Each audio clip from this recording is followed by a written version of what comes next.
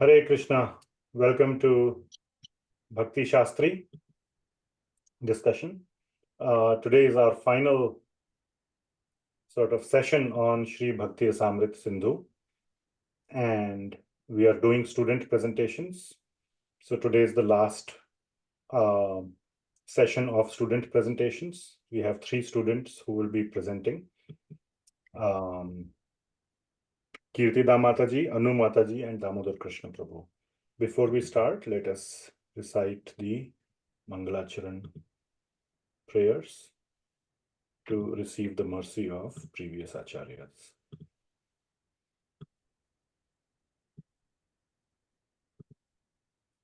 Om Ajnanatimirandhasya Jnananjanashalakaya Chakshurunmilitam Yena Tasmai Shri Gurave Namaha. Shri Chaitanya Manobhishtam Sthapitam Yena Bhutale Swayam Rupah Kadamahyam Dadati Swapadantikam. Vandeham Shri Guru Shri Yuta Padakamalam Shri Gurun Vaishnavamscha. Shri Rupam Sagrajatam Sahagana Raghunathanvitam Tam Sajivam Sadvaitam Savadhutam Parijana Sahitam Krishna Chaitanya Devam Shri Radha Krishna Padan Sahagana Lalita Shri Vishakhan Vitanscha Nama Om Vishnupadaya Krishna Presthaya Bhutale Srimati Bhakti Vedanta Swami Niti Namine Namaste Saraswati Devi Gauravani Pracharine Nirvishesha Shunyavadi Paschatya Deshatarine He Krishna Karuna Sindho Dinabandho Jagatpate Gopesha Gopika Kanta Radha Kanta Namostute Tapta Kanchana Gaurangi Radhe Vrindavaneshwari Vrishabhanu Sute Devi Pranamami Hari Priye Vanchakalpatarubhyascha Kripa Sindhubhya eva cha Patitanam Pavanebhyo Vaishnavebhyo Namo Namaha Jai Shri Krishna Chaitanya Prabhu Nityananda Shri Advaita Gadadhara Shrivasadi Gaur Bhakta Vrinda Hare Krishna Krishna Krishna Hare Hare Hare Rama Rama Rama Hare Hare. Srila Prabhupada ki Jai. Okay.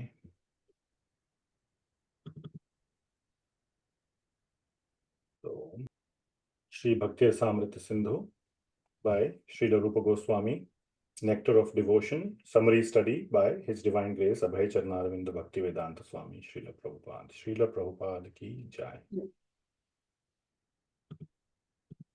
Krishna Kirtana Gana Nartana Paraho Premamritambo Nidhi Dhira Dhira Jana Priyo Priyakaro Nirmatsaro Pujito Shri Chaitanya Kripa Bharo Bhuvi Bhuvo Bharavahantarako Vande Rupa Sanatano Raghujugo Shri Jiva Gopalako Nana Shastra Vicharanaika Nipuno Sadharma Samsthapako Lokanam Hitakarino Tribhuvane Manyo Sharanyakaro Radha Krishna Chapadaravinda Bhajana Nandena Mattaliko Vande Rupa Sanatano Raghujugo Shri Jiva Gopalako. Hare Krishna. Okay, so now we can start with student presentations, and I will make Kirtida Mataji as co-host.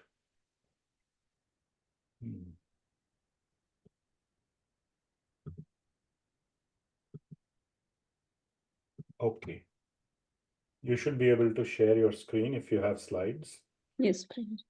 So first we have Kirtida Mataji.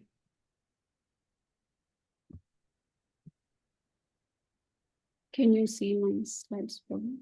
Yes.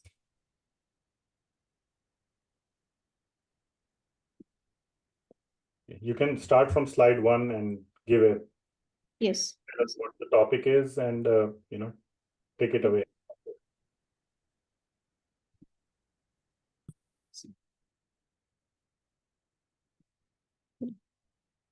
Hare Krishna devotees.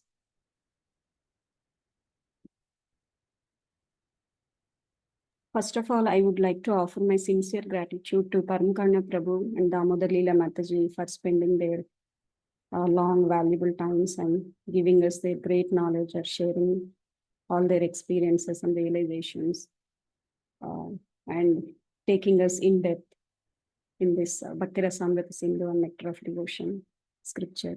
Thank you so much, Prabhuji.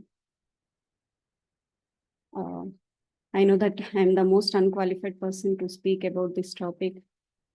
I'm not a good speaker, but I would like to try this for my own purification and spiritual progress. Thank you to all the devotees who are present today by taking out their valuable time.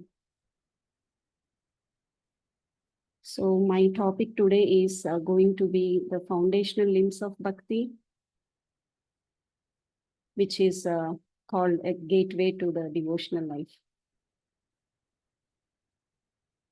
Out of this, Rupa Goswami, our Acharya Rupa Goswami, has given total 64 limbs of Bhakti in the Bhakti Rasamrita Sindhu. Out of that, the first 10 are the do's or pravritti. The second 10 are the don'ts or nivritti.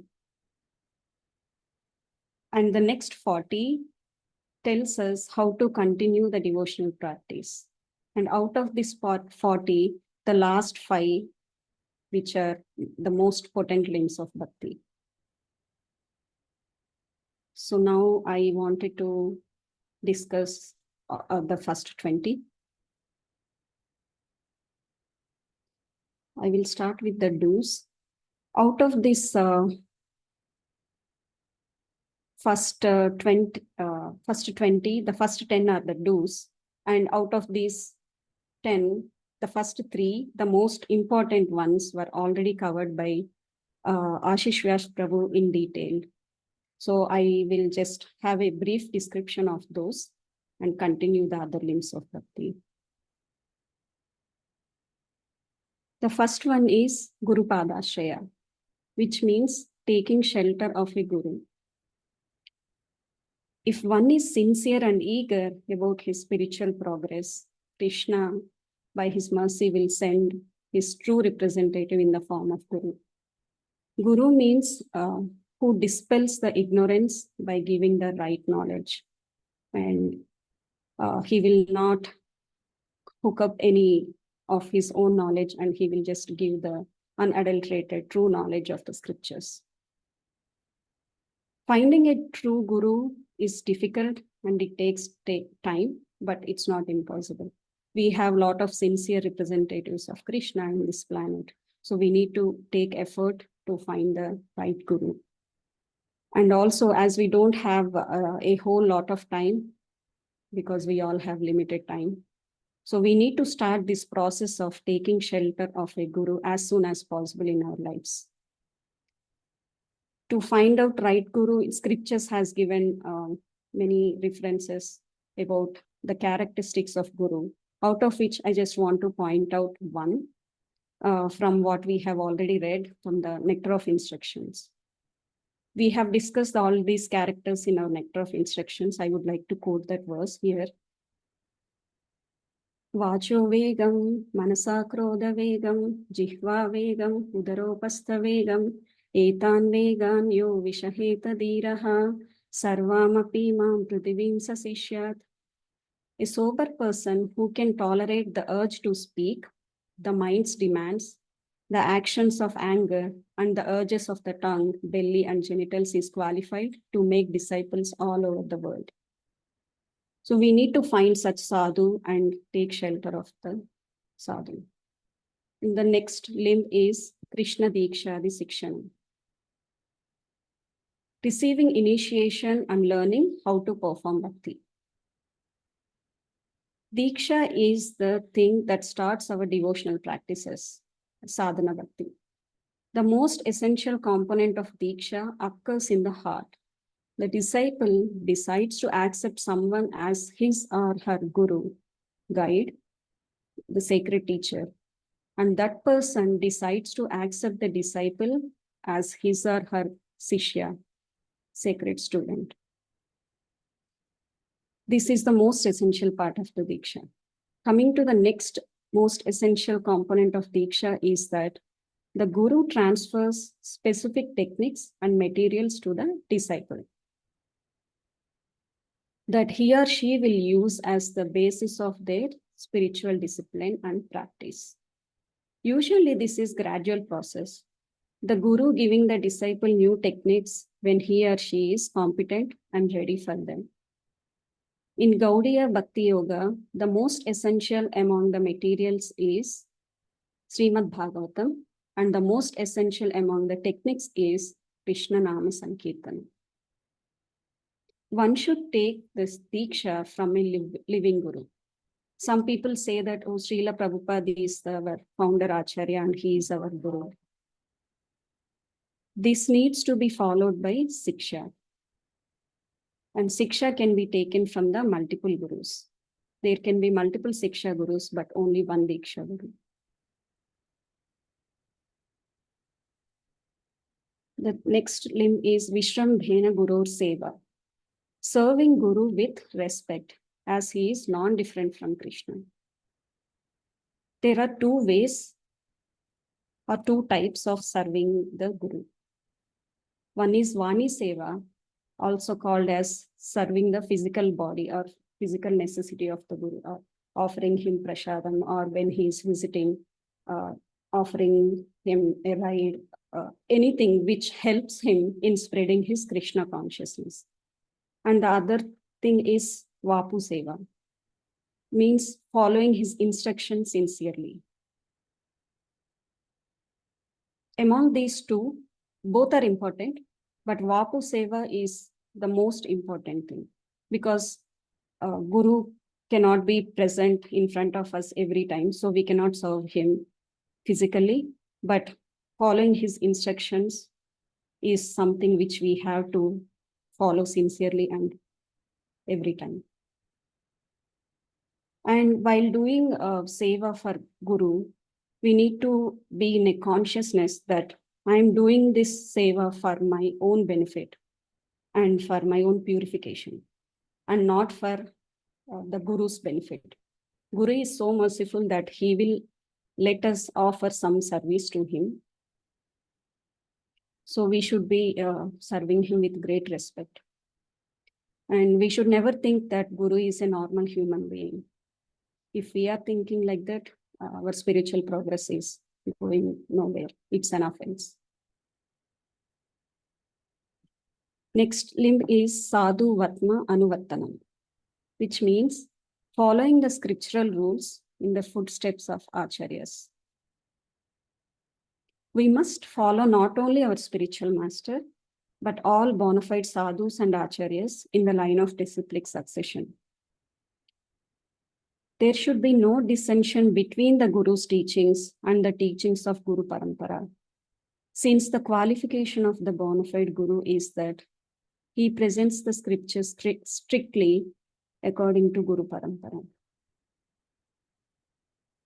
We have to know how our previous acharyas and the other sadhus lived their life and in what mood they are serving the Lord, and get inspiration from them and follow their footsteps.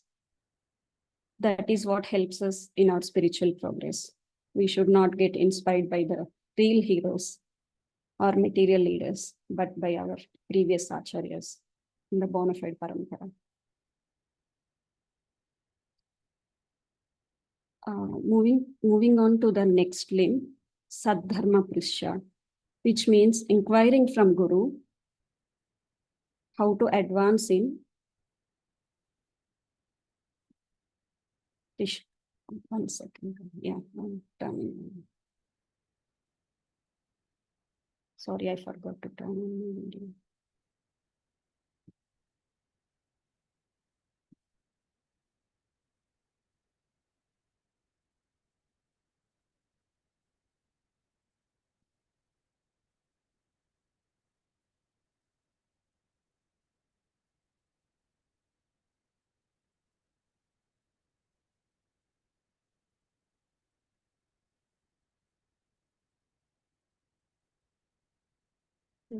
So the limb what we are discussing now is Saddharma Prishya, which means inquiring from Guru how to advance in Krishna consciousness.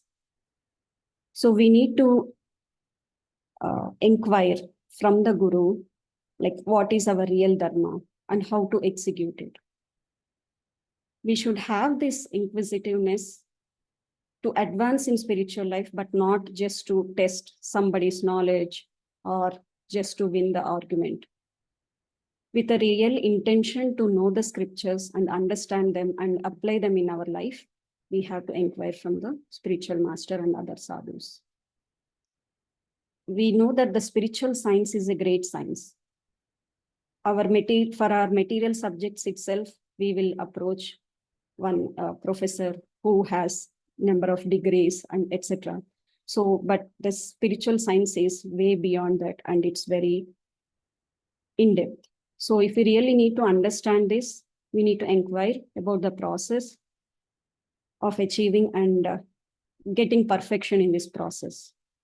Even in Bhagavad Gita, Krishna says in the verse 34 of 4th chapter, Tadvidhi pranipatena pariprashnena sevaya upadekshanti te gnanam gnaninas tattva darshanam. Krishna himself is saying that just try to learn the truth by approaching a spiritual master. Inquire from him submissively and render service unto him.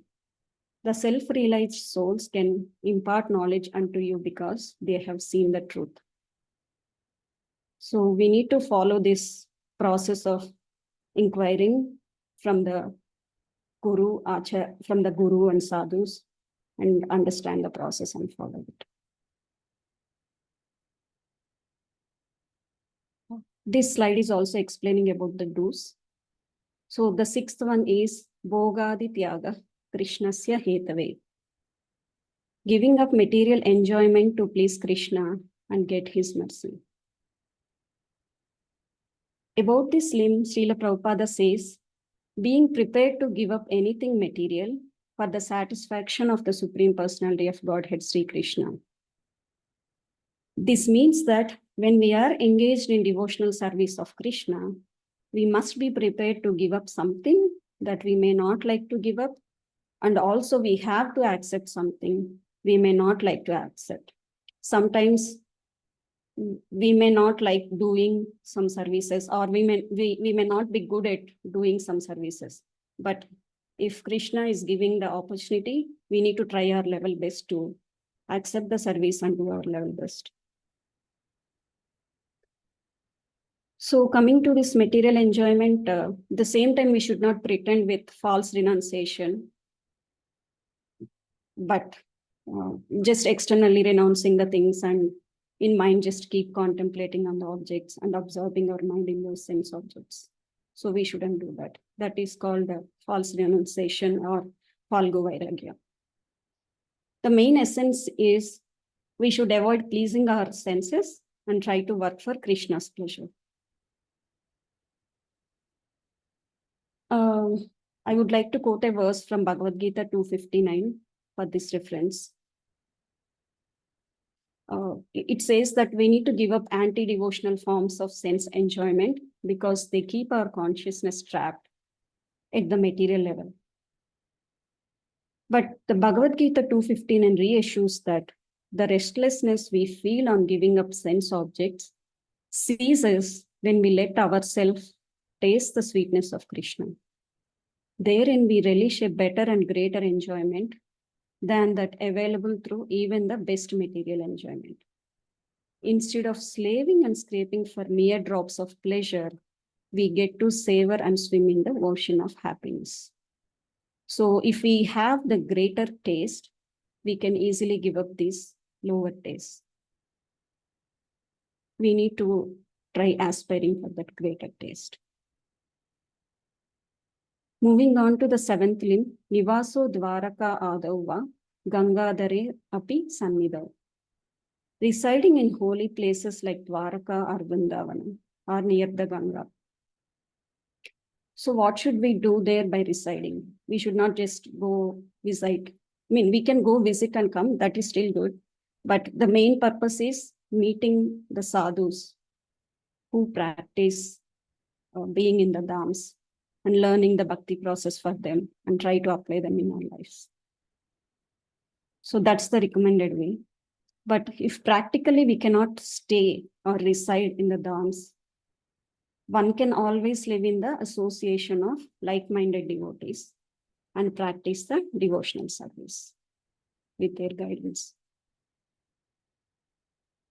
Next limb is Vyavahareshu Sarveshu Yavad Ardhanuvartita. Accepting only what is necessary for the body or dealing with material body only as necessary. So practically, if we take this limb, we need to work only that much to earn for whatever is necessary for our body maintenance. We should not indulge too much in material matters and in earning money, which is not so much needed. So doing so, like contemplating every time, like making more money, making more plans on how to extend our assets or anything, this causes interruption to our bhakti because we are weak in our bhakti process. We are just starting in the sadhana bhakti. At the same time, we should avoid Falgu Vairagya, but we need to develop Yukta Vairagya, means we can have and collect the things that are necessary for the Krishna service. That is called Yukta Vairagya. Next limb is Harivasara Sammana. Observing fasting on Ekadashi days, Janmashtami, or other famous festivals like Gaur Purnima, Balram Purnima, things like that. Next one is Dhatri Ashwadhi Gauravam, which means worshipping sacred trees like Banyan, Amlaki, and Tulsi. Watering Tulsi is a specific limb mentioned again as one of the 64 limbs. So for this limb, Skanda Purana states, one must respect not only the banyan tree Ashwadha, but all living entities who serve the Lord and his devotees. Such living entities include Tulasi, Brahmanas, and cows. Now we are moving to the section of don'ts or nivritti. The first one is Sangatyago Vidurena Bhagavad Vimukhair Janai, which means not associating with those who are opposite to the Lord. We have seen this limb in our Nectar of Instruction verse 3 as well.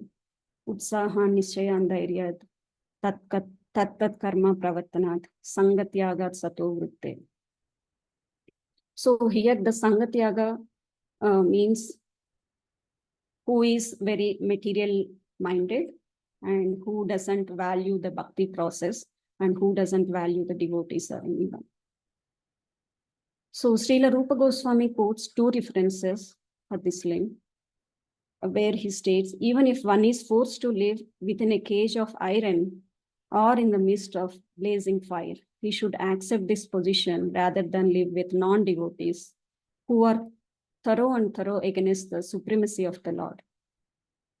So if we are having such type of association, we should immediately stop that association and we should never take that association.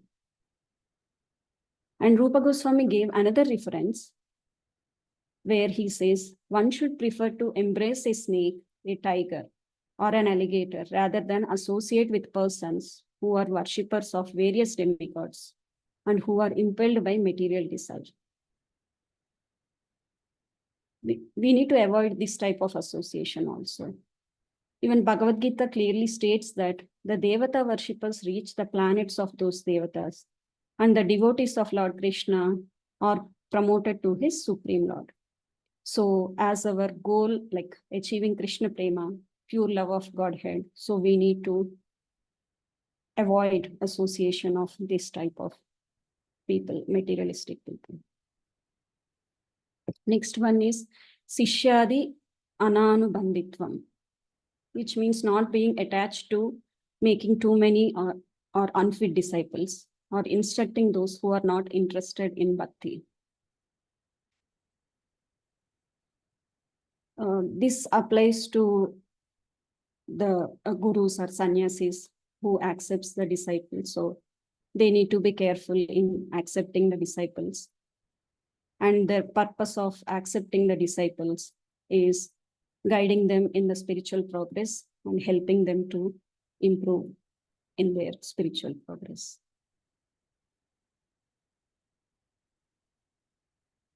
Next one is Maha Arambadi Anudyamaha. Not being enthusiastic for huge undertakings or costly temples. We should not do this unless our bhakti is very strong. We know that Srila Prabhupada had constructed many temples, which means that because he was already very elevated. So those type of elevated souls can take up this service, but not like every devotee should try to do this. If money comes of its own accord, a spiritual master can construct costly temples. However, one must do these things only for the sake of spreading Krishna consciousness, not for increasing one's fame and reputation. Next limb is Bahugranda Kalabhyasa Vyakhyavada Vivachanam. Not studying many useless books to earn livelihood or to defeat others in useless arguments. A devotee can study the literatures of great acharyas, but not the non-bhakti books.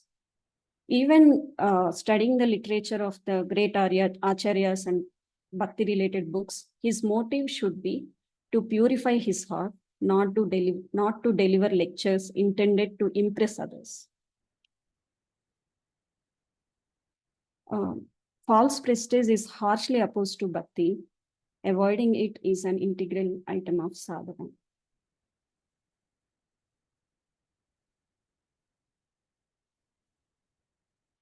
Next one is Vyavaharepi Akarpanyam. Not feeling miserable in any material circumstances. Here, Srila Rupa Goswami is saying a devotee should not be disturbed by material gain or loss or other dualities of this material world, like pride or dishonor, anything. So in that degrading, in that distressing conditions, one should not perform degrading activities. That's the instruction here. Next one is Shokadi Avasya Vartita, which means not lamenting in loss or other extreme emotions. At any time, these strong emotions should not overwhelm one's heart. We can clearly identify that when we are lamenting so much for something, we really cannot think of anything else. Similarly, we really cannot think of Krishna. So we will forget Krishna at that moment.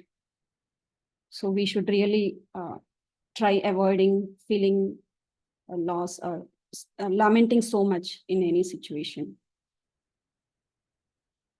There is no space for Vasudeva in a miserable heart.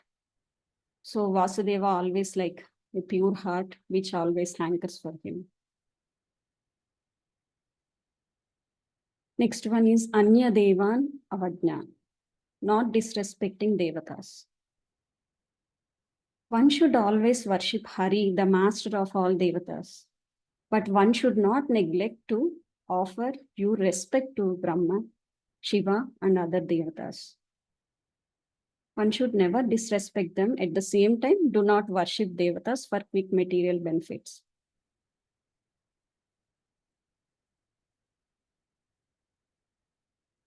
Bhuta Anudvega Daita, which means not troubling other living beings. So this is a very straightforward instruction. So we should not cause any trouble to any other living beings. Even Chaitanya Mahaprabhu teachings, the three main teachings, out of his three main teachings, one is Jivadaya. So we should be very merciful and compassionate to all other living entities, because every living entity is expansion of Krishna, and we need to be mindful of that and not causing any trouble to others. Next one is Seva Nama Aparadhanam Udbhava Abhava Karita. Avoiding offenses in deity worship and chanting means Seva Prada, Nama Prada.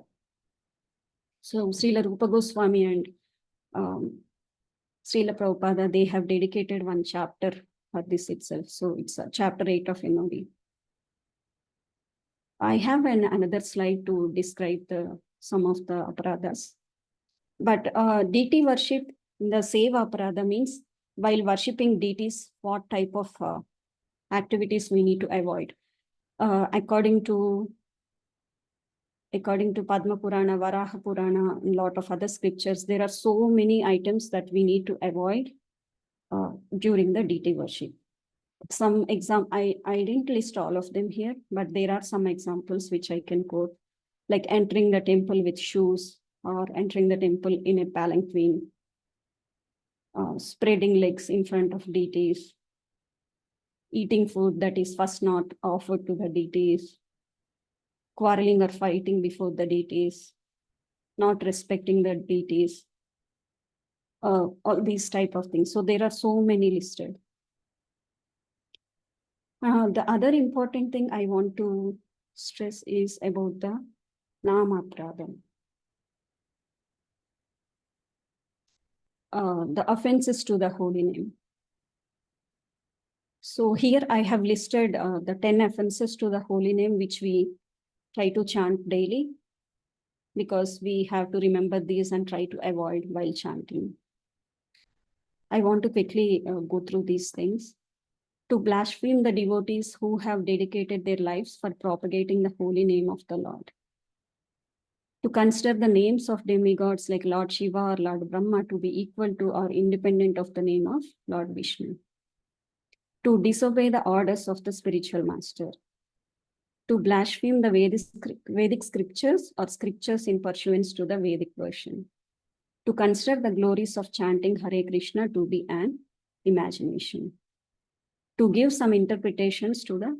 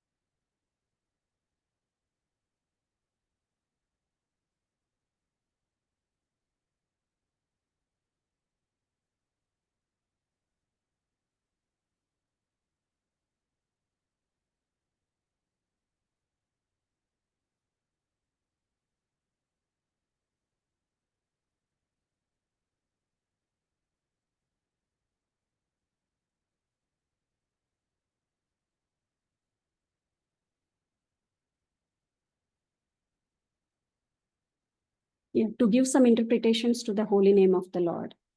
To commit sinful activities on the strength of the holy name.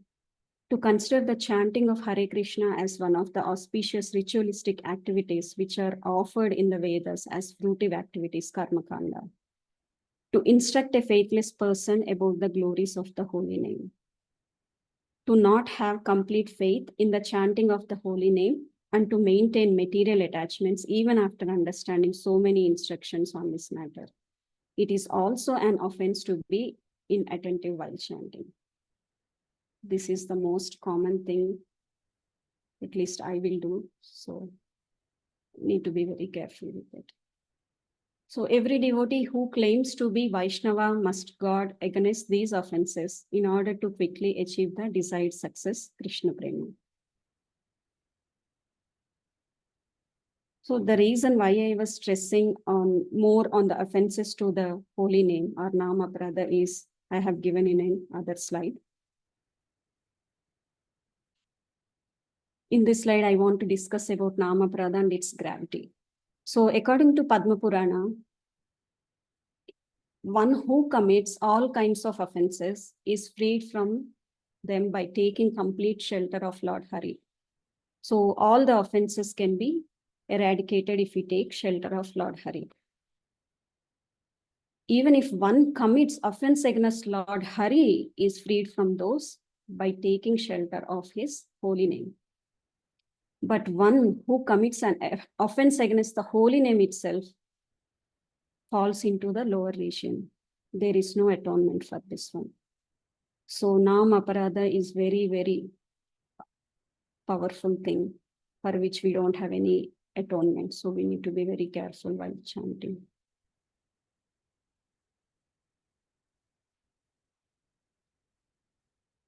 So these are the things I want to discuss in the 19th limb. Going back to the previous slides, the 20th limb is Krishna Tadbhakta Vidvesha Vinindadi Asahishnita, which means not tolerating the blasphemy of Krishna and his devotees by those who hate them.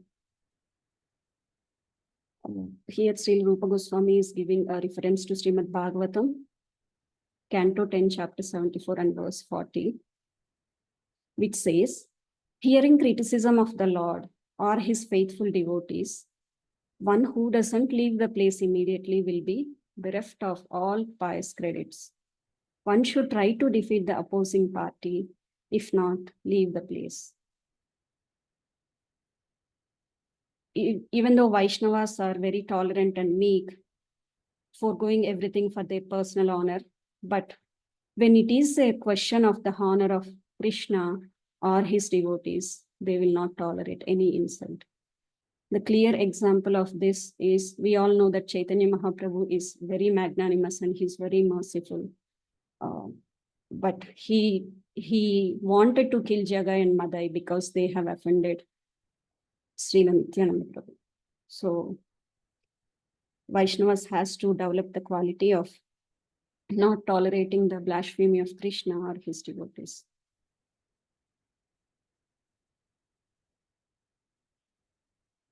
These are all I wanted to cover as part of the foundational limbs of Bhakti. Once again, thank you very much, Hare Krishna.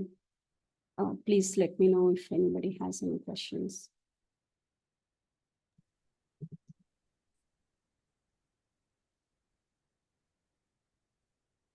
Thank you, Mataji. So, any devotees, please feel free to ask any questions, comments. Hare Krishna. Yes, go ahead. Yes. Hare Krishna Prabhu, Mataji, thank you very much. This was very, you explained it really well, going very slower, and it's very easy to understand and remember. But the very first slide that you showed was like 5 limbs of bhakti. Those are the ones that were like the key ones, right? The 5, the very first slide, or was it the I don't remember which one you showed. Yeah, I can share those, Mataji. Okay, thank you. It was I think The it was first 20 are called foundational limbs, Mataji. Mm-hmm. The most 5 potent bhakti are the last 5. The last 5. Oh, the last one. The last Okay. 5 are the most potent limbs of bhakti, which was covered by Mansi Ganga Mataji in her presentation last time. Mm-hmm.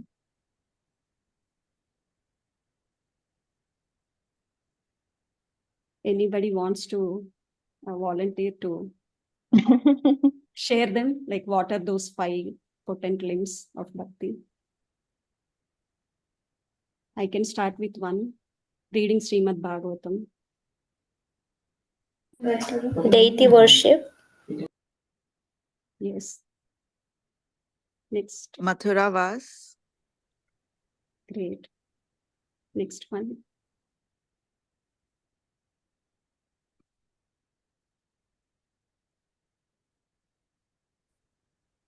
Can I tell one more? Yes, Mataji. Let's see. Associate. Okay, sorry.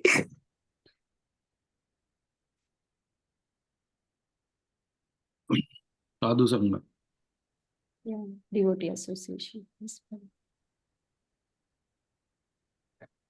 And 5th one.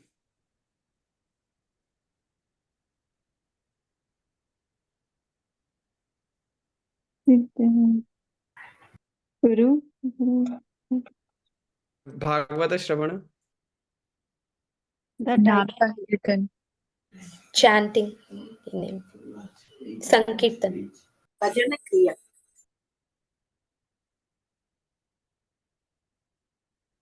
yeah, chanting the holy name.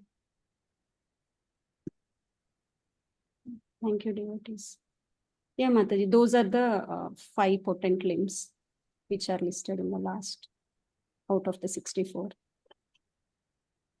Do you have any question in the first 3? I mean, in any of these limbs, Mataji? Neelam Mataji? And thank you, Mataji. So I have deity worship, Mathura was, that is like, and then I think I had like different names, association of devotees, Bhagavatam reading. Is it so? Bhagavatam reading and chanting is not the same, right? No, they are different. They're two different. Okay, great. So I just have those. Thank you. Thank And I you. think it was pretty clear, but I did the homework, but I just there's a lot of stuff to remember. Sorry. Thank you, though. It was very clear. Thank you. Take care. Thank you, Mataji. Thank you for asking.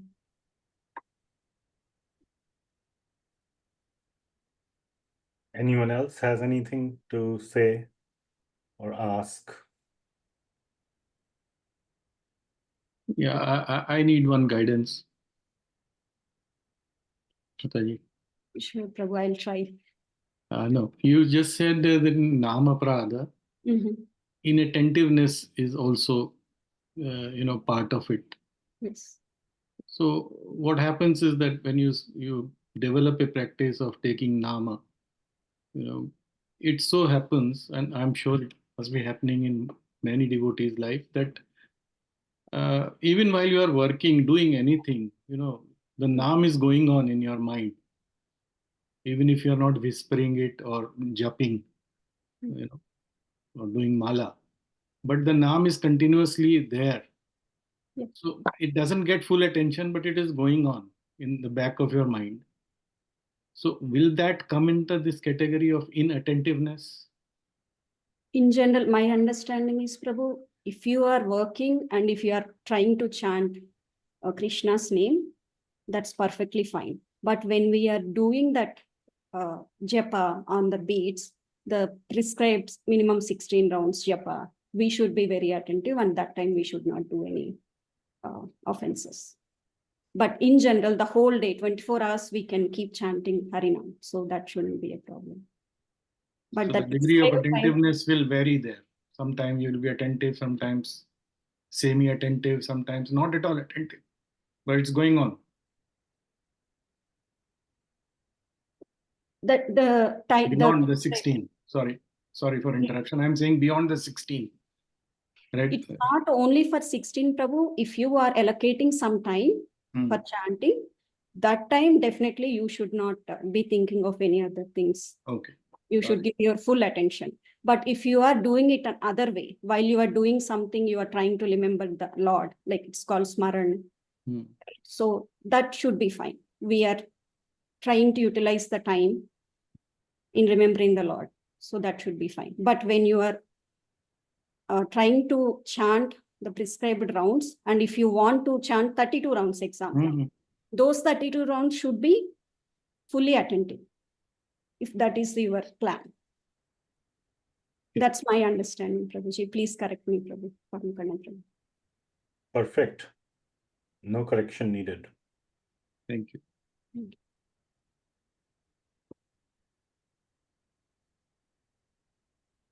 Anything else? Hare Krishna Prabhuji, Hare Krishna Mataji. Thank you so much for such a nice detailed presentation. It was such a nice revision right before the test.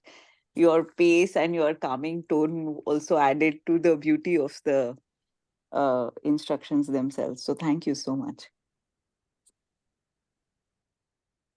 You're so kind. Okay. Thank you. I fully agree with the what other devotees said. Very nice presentation. Key points 20 items in like 30 minutes, but you didn't rush. You mentioned all the key points and brought out the essence of each one. So very well done, and very calm and composed and confident. So that's what I can say.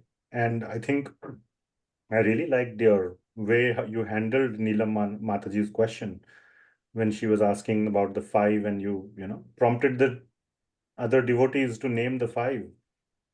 So that was, you have these that shows confidence and control over the presentation, so to say, and the whole sort of the class. So very nice.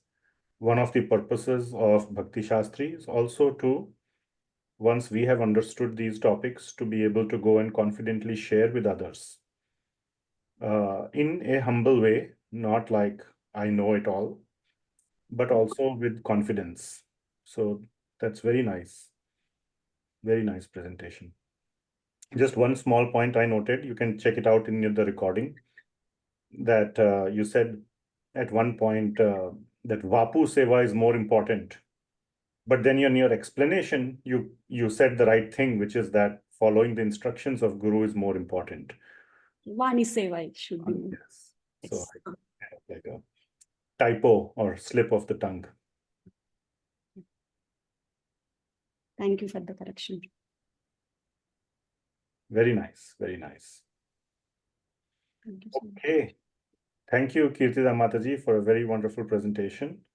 Next, we have, I'm forgetting, Anu Mataji or Damodar Krishna Prabhu? Anu Mataji looks like. Yes, Prabhuji. Okay, let me make you co-host. Okay. Okay, you should be able to share now. Can you hear me, Prabhuji? Yeah.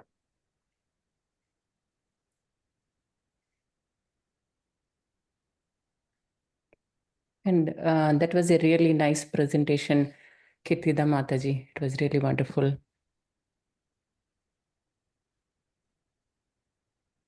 Thank you, Prabhuji. Let me know when you can see my screen. Yeah. We can see. Okay. And first, I would like to pay obeisance to all the senior acharyas and Paramakarna Prabhuji for giving this opportunity. And if I make any mistakes during this presentation, please forgive me and please correct me. And today's topic, I'm going to present on the superiority of bhakti over moksha. This is one of the very interesting topic. I don't know if I can do justice, but I will try my best today. And the format that we are following is, we'll start with one of the Bhakti Rasamrita Sindhu verse, and also which is from Srimad Bhagavatam, and which shows pure devotees and how they react to moksha. And we'll take a look at the different types of liberations or moksha. Then after that, we'll check what are the characteristics of devotion or pure devotional service. Then we will compare bhakti with moksha. And after that, we'll jump into different evidences that Rupa Goswami provided from Srimad Bhagavatam and also other scriptures. So let's start. And let's start with the Srimad Bhagavatam, 3rd chapter, 3rd canto, 29th chapter and 13th verse. Salukya Saristri Samipya Sarupya Pekatvam Apyuta Dhiyamanam Na Grihanti Vinamat Sevanam Jana. So here the pure devotees does not accept any kinds of liberation. Their Salukya, Saristri, Samipya, Sarupya or Ekatvam. Even they are offered by the Lord. So let's take a look at what are those types of liberations. As per Chaitanya Charitamrita, Yadyapi se mukti haya pancha parakara salokya samipya sarupya sharastri sayujya ara. And here we can see Salukya, where devotee getting promoted to the same planet as Lord. Here becoming associate of the Lord, and here Sarupya is attaining the same form as the Lord, and Sayujya merging into Brahman effulgence, and Sharistri attaining the same opulence as Lord. So these are 5 types of liberations. And now let's take a look at Bhakti and Moksha. And as the above verse here, it clearly says that pure devotees, they are not interested in any kinds of liberations, and especially they are not interested, or they completely reject Sahaja Mukti, because Sahaja Mukti, where they merge into the Lord, where there is no seva. And at the beginning, the devotees may interested in opulences of Krishna, but later they develop a loving service unto Krishna. And out of all the devotees who has the love for Vrindavana Krishna, those devotees are the topmost devotees. And such devotees, they never want any opulences going to Vaikuntha Dham or going to Dwaraka Dham. Their complete attachment is towards Krishna and Saru Krishna. And here we can see the heavenly planets and one universe, Brahma Jyoti, Kailas Dham, Ayodhya Dham, Madhura Dham, and here the highest planet is the Vrindavan Dham. And now let's look at, we spoke about moksha and the different types of mokshas. And let's look at what are the characteristics of pure devotional service. And let's read this verse from Bhakti Rasamrita Sindhu. Kleshagnis Shubhada Moksha Lagata Krit Sudhurlabha Sandrananda Visheshatma Sri Krishna Akarshini Sacha. So there are 6 characteristics. One of the characteristics is the pure devotional with the pure devotional service, the devotees will, all material sufferings will be removed, and pure devotional services provides all opulences, and it gives transcendental pleasure, and it removes any interest for liberation, and it gives attraction to only for Krishna.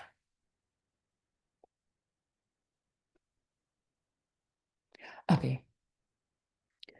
Krishna's devotees, bhakti versus liberation.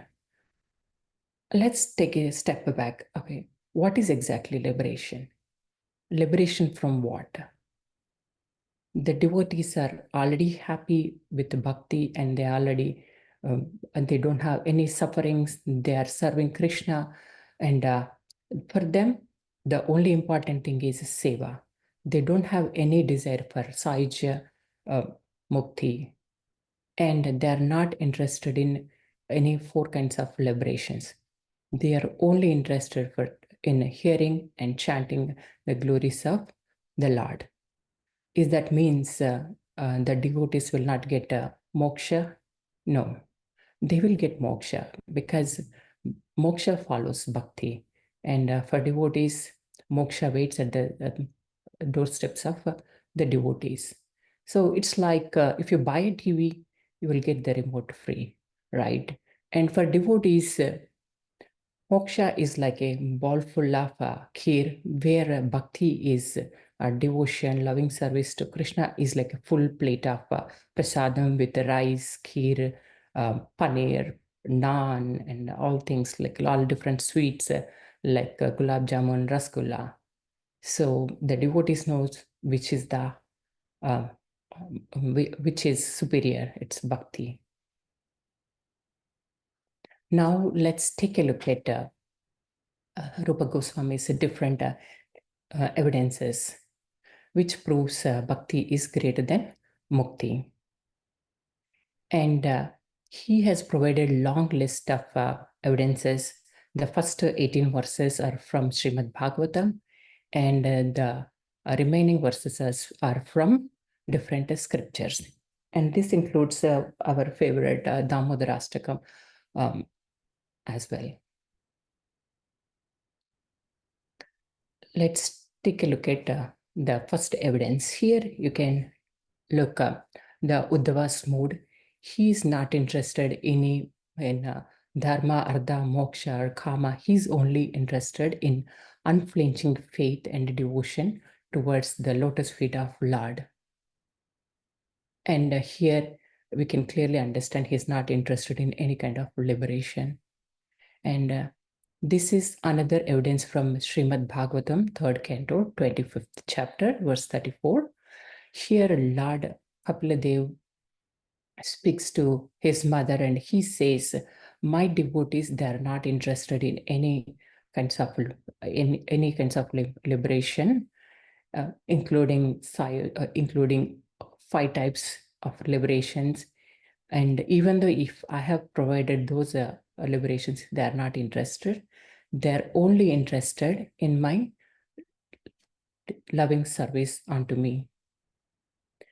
And here also you can see the King Dhruva has a similar mood towards Lord Narayana. And another evidence from Srimad Bhagavatam, 14th chapter, 5th canto, verse 44, where Shukadeva Goswami is speaking to Parikshit Maharaj about King Bharata, that King Bharata has everything. He has kingdom, wife, children, and friends, society, but still he is not interested in any of them. He is only interested in Madhusudana, and he does not care about any liberation.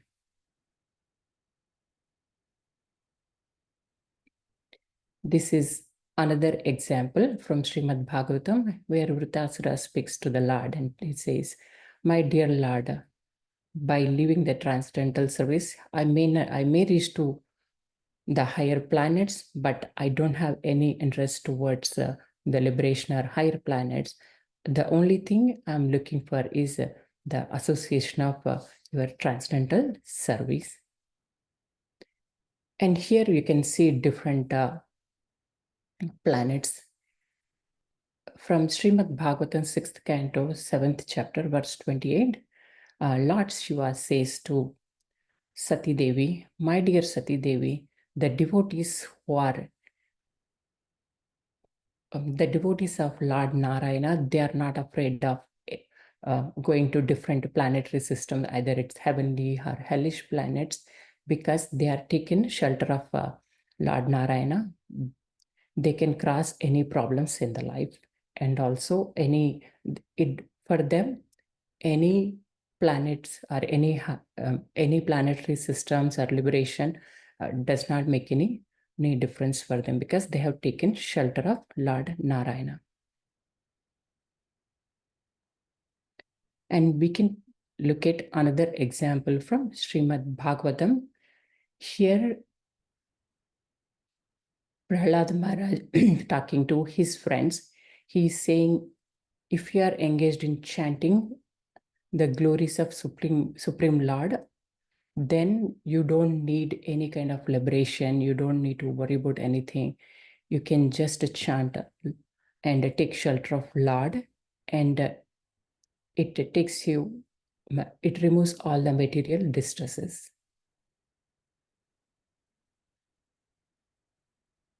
This is one of my favorite pictures, and this is from Srimad Bhagavatam 8th canto. And here Lord Gajendra's mood is, and my dear Lord, I have no experience in transcendental service, and I asked for a favor and I asked you to save me, whereas pure devotees, they don't ask for any favor because they have taken shelter unto you and they're already free from all material distresses. This also gives another evidence that the pure devotees are not interested in liberation or any material favor, because They are taken shelter of Lord Narayana, and any material problems will not bother them.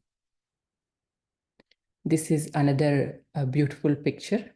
And here from Srimad Bhagavatam, 10th canto, 16th chapter, verse 37, and Nagapatnis are saying, "O dear Lord, if the devotees taken shelter of your lotus feet, and if they are attracted to your lotus feet and dust of your lotus feet, for them, they do not care about high heavenly planets or higher planetary systems, because they are so attached onto your loving service, and they're so attracted to your lotus feet." And this is Sri Damodarashtakam from Padma Purana. And if you like to sing with me, you can unmute yourself and sing with me. Once you're done singing, you can please mute yourselves. Varam deva moksham na mokshavadim va na chanya vruneham varisha idam teva gopalam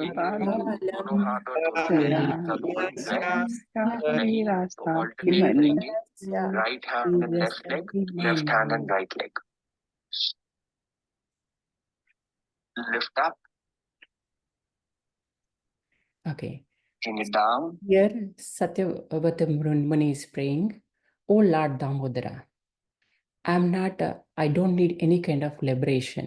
All I'm interested is in just I pray you so I can have your Lord Damodara form in my heart." And look at a beautiful Krishna here. Now let's go to another verse from Padma Purana.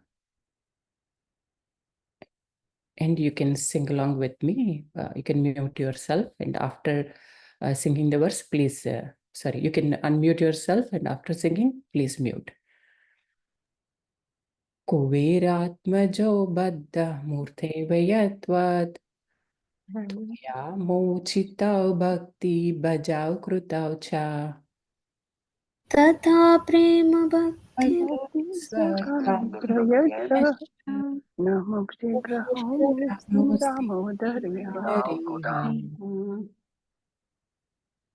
O Lord Damodara, the way you have delivered Nalakuvera and Manigriva from Narada's curse, in the same way I pray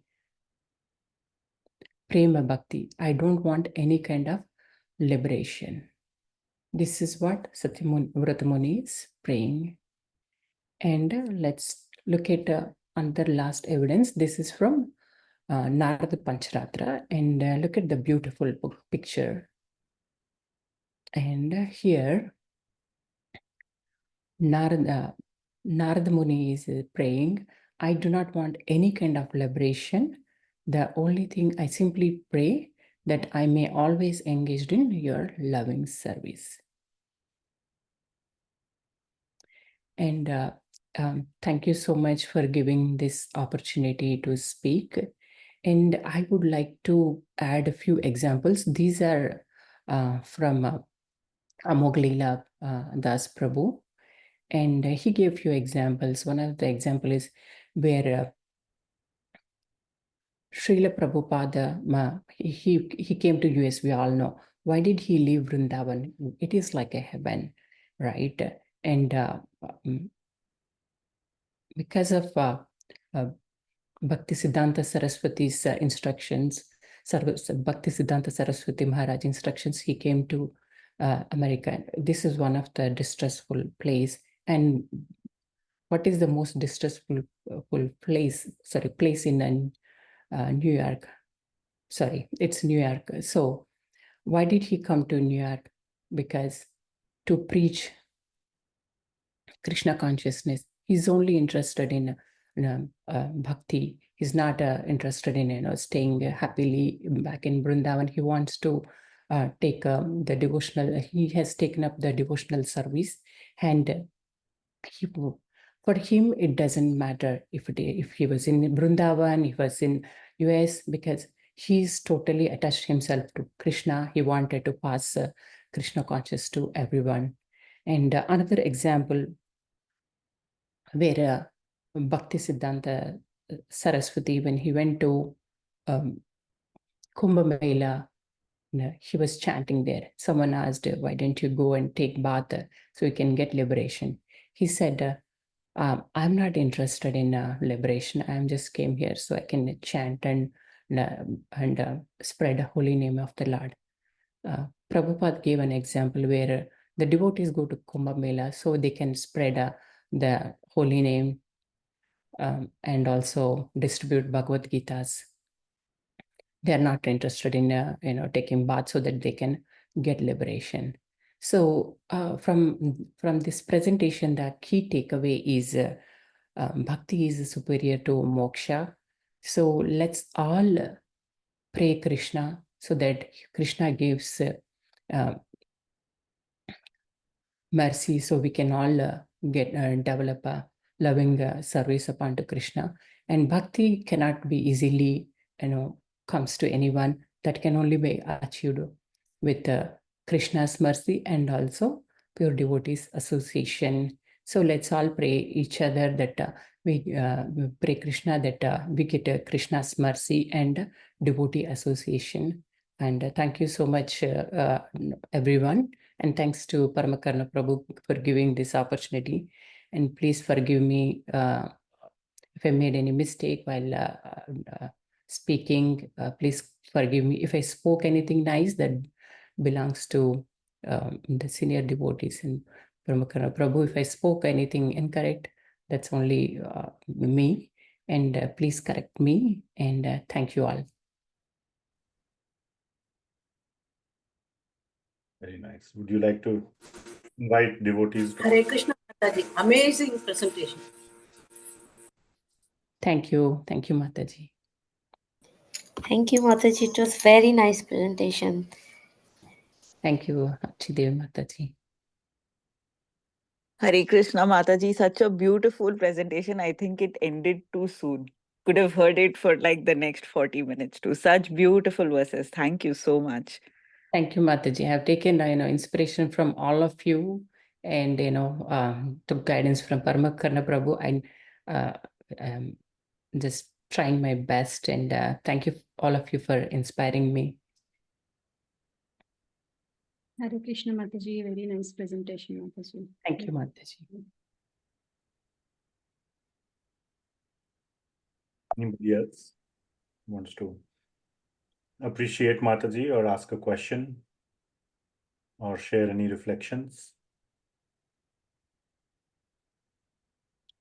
Are any corrections or anything, reflections or anything? Yeah, please feel free to share. Archidevi Mataji. So, Hare Krishna. So, I don't know, is it a doubt or a question or what, but just asking, like, for the devotees who, from your presentation and from the scriptures, we know that they don't hanker for the liberation, but they hanker for the Krishna Bhakti, Krishna Prema. So, so if a devotee is coming back, I mean, we all know that we don't want taking birth again and again.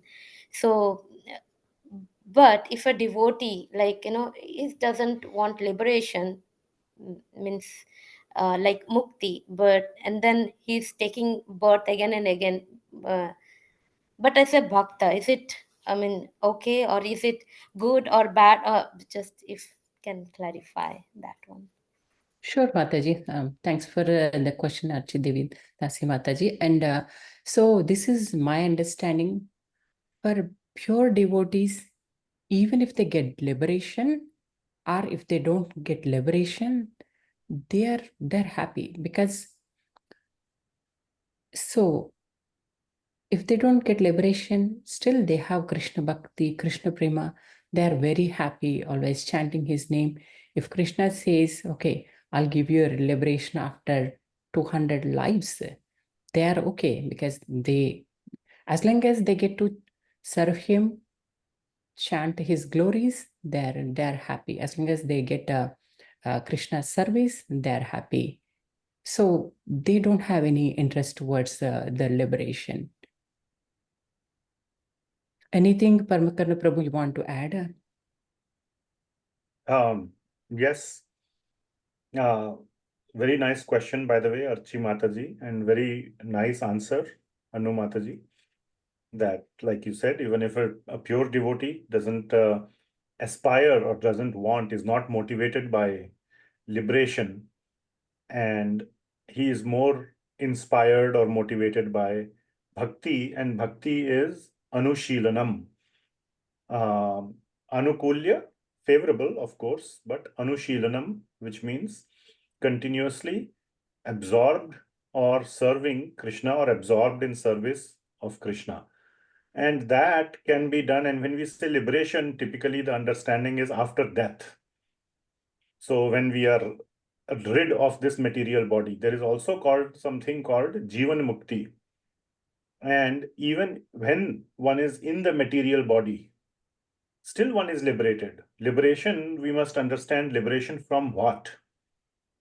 First we have to, because liberation is an act of getting liberated, getting freed, or getting, freedom. But then the obvious question is from what? And that is from material desires, material suffering. So devotees are already liberated even if they are in their material bodies, because they are completely absorbed in Krishna Bhakti, and they are called as Jivan Muktas. So whether they get, and very nice example you gave, with TV, remote comes free. Nobody goes to the market to buy a remote. They go to buy TV. So, liberation, there may be a TV without a remote.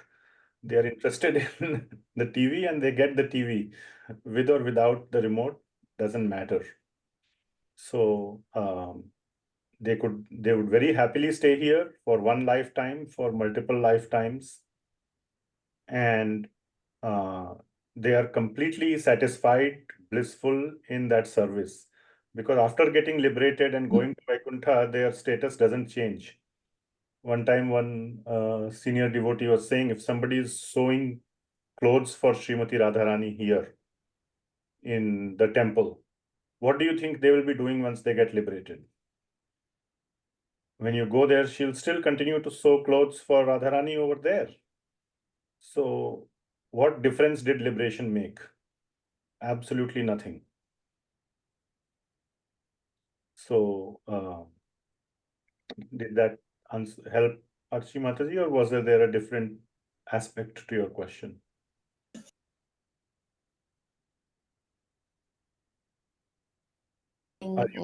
Yeah, stitching Radharani's dress, and that clears a lot of things. Yeah, thank you. And also I want to add one more example. This I heard from one of the lecture. So if a devotee is in Golak Vrindavan, he got liberation, he is in Golak Vrindavan. So he's serving Lord Krishna, he's fanning Lord Krishna. And he's so much in ecstasy, and so much in, I can use the word premonmad. He's in so much in premonmad that he's not, his hand is shaking, he's not able to serve Krishna his best. So the devotee, they reject premonmad so they can serve Krishna with their full heart. So this is one example. For them, serving Krishna is more important than their personal pleasure. And this is, hope this clarifies. Thank you, Mataji, and thank you, Prabhuji. Very nice presentation. Anybody else wants to say something or has anything else to ask? So Mataji, very nice presentation. I really liked the pictures and everything that you put. A lot of deep meditation went into it. I know you sent me your slides for review. I gave some feedback. You took all that feedback. I could see that the way you presented. You were taking out the gist from each of the examples and sharing. Thank you, Prabhuji. That was very, very nice presentation. And you said maybe your daughters helped you to find some of the pictures. So, Yes. Yeah. Very nice way to engage your children as well in devotional service as you are doing. And not only your children, I want to appreciate you. You have a very good, very close set of friends circle to whom you are setting an example and sharing Krishna Bhakti with all of them. And you're such an amazing devotee, such an inspiring devotee. So thank you so much for being amongst us and sharing by example what a devotee should be like. Thank you. Thank you, Prabhuji. All the inspiration comes from all of you and senior devotees and all of you, and just trying to replicate little. And yeah, it was really nice. My kids added some of the slide pictures, and even for that they had to again read the verses and look for the right picture. So I felt happy. So that's another way for the kids to get engaged, and it was nice. And thanks for helping and reviewing. And this is my first presentation, and thank you for your support. Thanks, Krishna. Thank you, Madhu. Hare Krishna. Very nice. Okay, last but not the least, where is Damodar Krishna Prabhu? There he is. All right, over to Damodar Krishna Prabhu to close it out with a grand finale. Oh, let me make you co-host.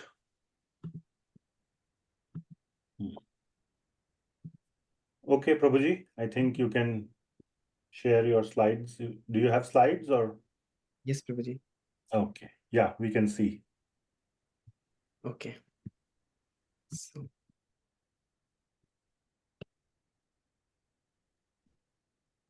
Om Ajnanatimirandasya Jnananjana Shalaka Chakshurunmilitam Yena Tasmai Shri Guruve Namaha. Hare Krishna, everyone. Hare Krishna. Thank you so much for being here.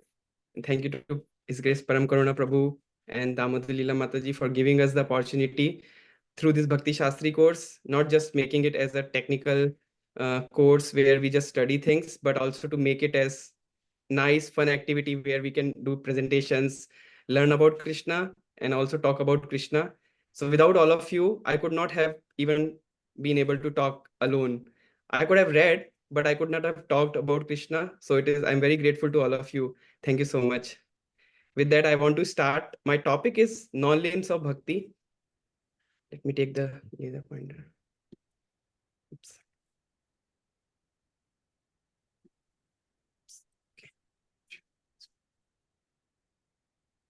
Okay, that's okay. Yeah, so my topic is the non-limbs of bhakti, and I paraphrased it as understanding the limbs of bhakti properly. And Anu Mataji, Kirtita Mataji, and many other devotees in earlier presentation have already covered different limbs of bhakti, and even Param Karuna Prabhu presented it very nicely. But this is just a revision. I am no way qualified to talk about this special topic, which is the non-limbs of bhakti, and it comprises of so many other presentations you will find on YouTube. So yeah, with that, I want to start. So this is from chapter 14 of devotion, which is titled as Devotional Qualifications of the Nectar of Devotion by Srila Prabhupada.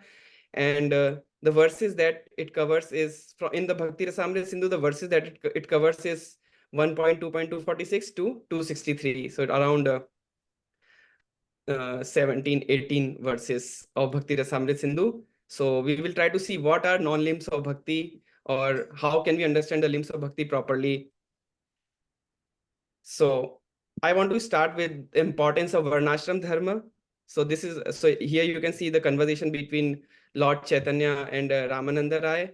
So Ramananda Rai is a very exalted Vaishnava, and it is explained that like Lord Chaitanya is the ocean of mercy, right? Is the ocean of transcendental conclusions, and Ramananda Rai is considered as the cloud of the transcendental conclusion. So if Lord Chaitanya is the ocean, so Ramananda Rai is considered as the cloud of that ocean. So he has gathered all the conclusions from different Shastras. So he's a very exalted Vaishnava.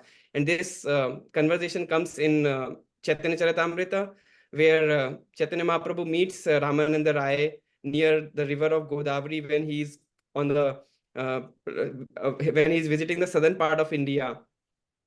So Lord Chaitanya Mahaprabhu is a renunciant and he's a perfect sannyasi. And Ramananda Rai is a was in politics in terms of his work, and then but still he was a great devotee. And Lord Chaitanya Mahaprabhu was very much eager to meet Ramananda Rai. So whatever he speaks is a conclusion from some or the other shastras. So Lord Chaitanya Mahaprabhu ordered Ramananda Rai recite a verse from revealed scriptures concerning the ultimate goal of life. So this is from Chaitanya Charitamrita Madhya Leela 8.57. So Ramananda Rai answers in 858, Varna Shrama Charavata Purushena Parah Puman Vishnu Aradhate Pantha Nanyat Tat Tosha Karanam. So Parahapumsan, the Supreme Personality of Godhead, Lord Vishnu is worshipped by the proper execution of prescribed duty in the system of Varna and Ashram. And he says there is no other way, Pantha, which means there is no other way to satisfy the Supreme Personality of Godhead. So Prabhupada adds, one must be situated in the institution of 4 Varna and Ashram in order to satisfy the Supreme Personality of Godhead. So this is what Ramananda Rai told Chaitanya Mahaprabhu. So here, from this verse, we can understand how important is Varnashram Dharma. And it seems like by following Varnashram Dharma, one can worship Vishnu, or one can please the Supreme Personality of Godhead. Let's see what Krishna speaks about Varnashram Dharma. So Krishna says that Chatur Varnyam Maya Srishtam Guna Karma Vibhagashah Tasya Kartaram Api Mam Vidhi Akartaram Avyayam.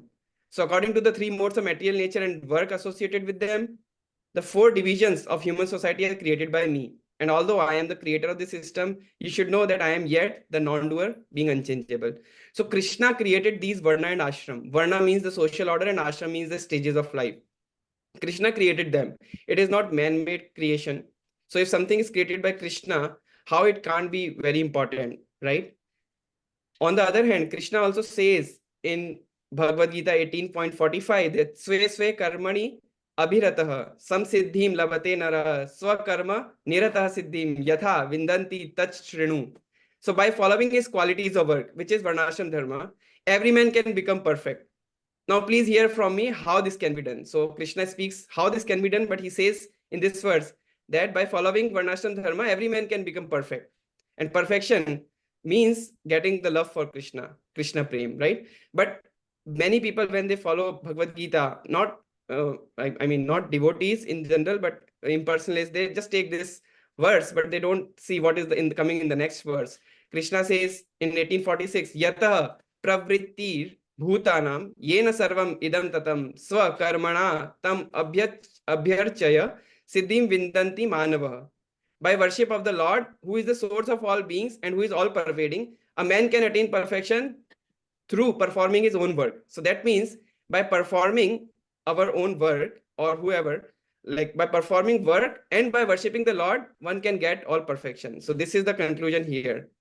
So according to Krishna's words in Bhagavad Gita and also from the reference from Chaitanya Charitamrita, by following Varnashram Dharma along with worshipping the Lord, one can attain all perfection. Do you all agree to this conclusion from this first slide? This makes sense, right? Okay, great. So now we'll see what Srila Rupa Goswami says about Varnashram Dharma. Okay, so the first verse of this series, which is 1.2.246, says it is stated in the verse 1.2.246 of Bhakti Rasamrita Sindhu that the consensus of those knowledgeable in bhakti that karma is not a limb of bhakti. Now, how can we reconcile this, right? Because Krishna is saying by following Varnashram Dharma, one can progress in Krishna consciousness. And then here, Srila Rupa Goswami is saying that whoever is knowledgeable in bhakti, they say that it is not a limb of bhakti. So how can we understand that? So let's first understand what is Varna and Ashram.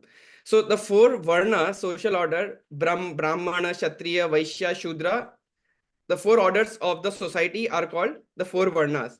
And 4 ashrams, the 4 ashrams are also called as stages of life, which is brahmacharya, student life, grihastha, married life, vanaprastha, old life, and then sannyasa, completely renounced life.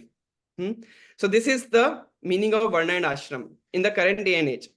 And what is the thing that it covers? It covers these 4 angas. These are the 4 pillars which on which the varna and ashram goes.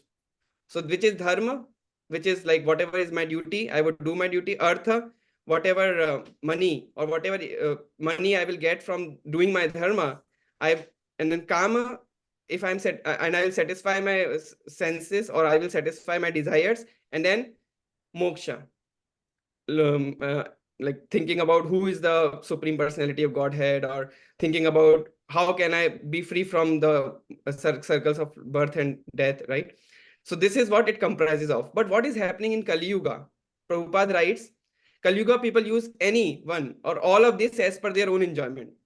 You see, Varnashram Dharma, what Krishna speak is about pleasing the Lord, because that was in the 18.46 verse, right?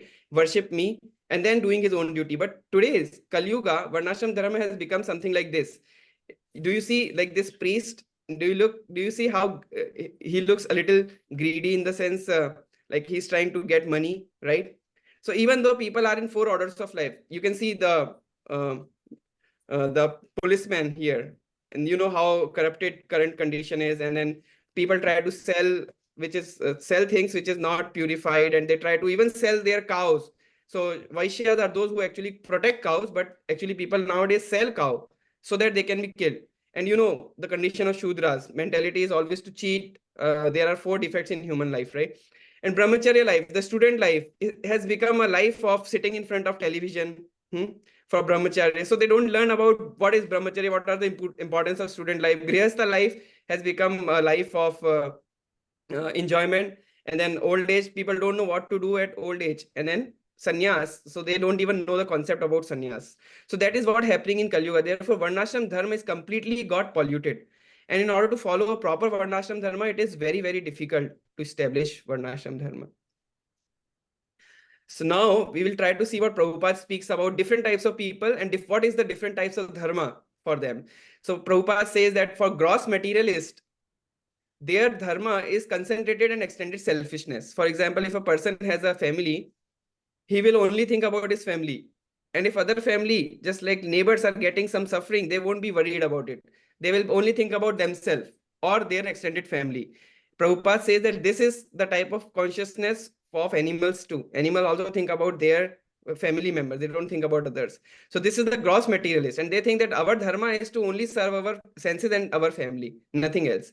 Not even the community, nothing. They don't have the sense of community too. Then second one comes like mental speculators. There is some kind of they give some kind of philosophy on the basis of some sort of their own community, and that becomes some sort of ism. For example, nowadays there's a veganism. I am not against veganism by any way, but I just wanted to point out what it means. So veganism, Prabhupada said once that even monkeys are vegan, but that doesn't make them devotees. So that means they are mental speculators. They follow some philosophy, but they don't actually follow the gist of why we are following it. The gist of everything is to get love for Krishna. And then Karma Kand.